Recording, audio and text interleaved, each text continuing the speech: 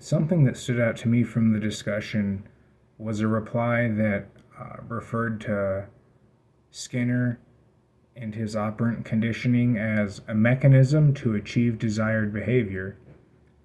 And that stood out to me mostly because of the word mechanism. And I started thinking of Watson in terms of mechanisms. And he de emphasized the brain processes.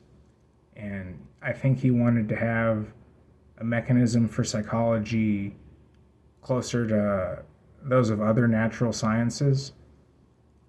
He considered physiology to be the closest to psychology.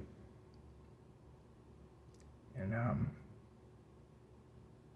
he emphasized the relationship between with like the muscular system, and he kind of looked into some body language that typically or sometimes accompanies speech, such as shoulder shrugging.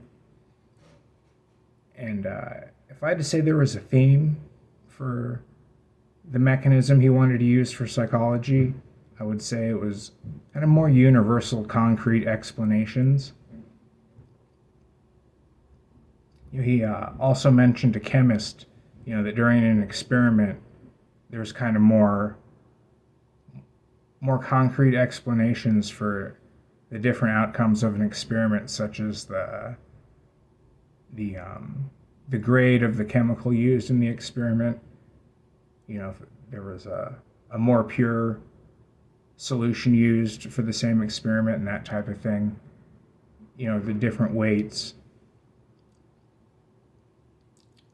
Questions that Watson kind of left me with was, what about the individual? He kind of just completely leaves out, the individual, and that was something that was crucial in functionalism.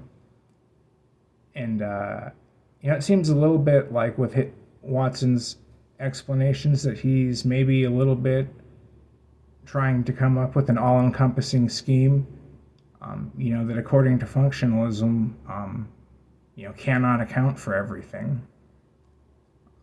And also, what about cognitive neuroscience? fMRI technology developed, and now the specific neuron patterns in specific areas of the brain can be studied, and that's that's proving to be a very significant mechanism. So I think overall, Watson definitely contributed a lot. The behaviorism is very important, but it was still leaving out some things that are crucial to psychology.